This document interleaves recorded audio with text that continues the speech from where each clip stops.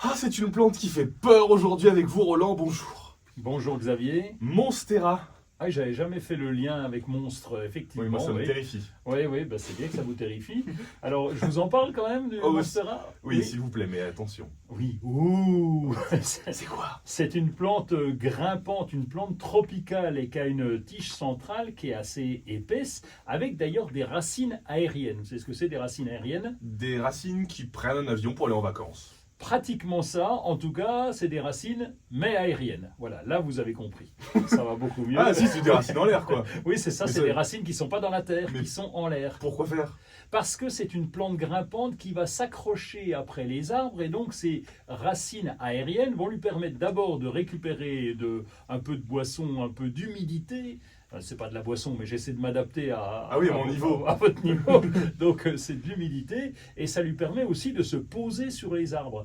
Et l'avantage de Ah ces oui. monstera, c'est qu'ils ont des feuilles assez importantes, des feuilles assez Mhm. grosses comme ça. Donc vous voyez, c'est impressionnant quand même. Mais ça fait quoi? Parce que je suis à peu près le seul à avoir vu ça.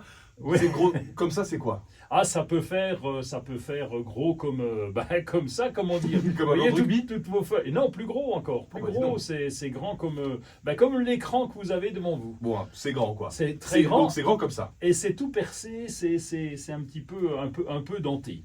Donc vous vouliez parler de les... Le Monstera, Ah, le. Monstera, il y a beaucoup de variétés et il y a une nouvelle variété, c'est celle dont je voulais Voilà. vous parler, qui s'appelle Monstera variegata. Et puis il y a Albo variegata qui est un petit peu plus blanc que vert, mais ce Monstera panaché, avec un feuillage panaché, eh ben on n'en trouve pas souvent, c'est pas fréquent. Et Mm. on trouve le vert, mais on a plutôt le panaché qui est assez rare. C'est pas fréquent, c'est rare. Oui. La rareté, ça coûte cher, Roland. Eh oui, ça coûte un bras. Oh ben là, mais c'est même deux bras parce que vu la taille. Combien? Eh ben, déjà, le petit, le normal, le Monstera vert, lui, c'est 20 € pour une plante de 40 cm. Ah, c'est pas donné, ouais. Non, c'est pas donné. Puis le variegata, eh bien, il est autour de 100 €, 50-100 € pour la même plante exactement. Et il y en a un, le White Monster, que j'ai vu, toujours pour la même taille, à 500 €. 500 francs. 500 €. Euros. Non, ça fait des Ah années ouais. maintenant qu'on est passé à l'euro. 500 €.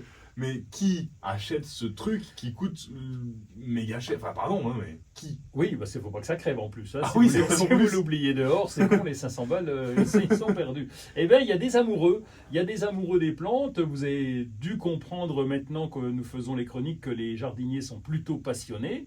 Et donc, la passion n'a pas de prix. C'est comme vous Oui. qui collectionnez les timbres-poste. Eh bien, vous êtes prêt à mettre beaucoup d'argent sur un timbre rare. Eh bien, pour nous, les jardiniers, c'est pareil. On est prêt à mettre de l'argent sur ces plantes-là. Et c'est ce qui s'était passé en 1637. Je ne sais pas si vous vous souvenez. La tulipomanie, où là, les bulbes de tulipes qui coûtent aujourd'hui 50 centimes, eh bien, à l'époque, coûtaient des fortunes. Et donc, voilà, il y a eu des modes et ce Monstera en fait partie.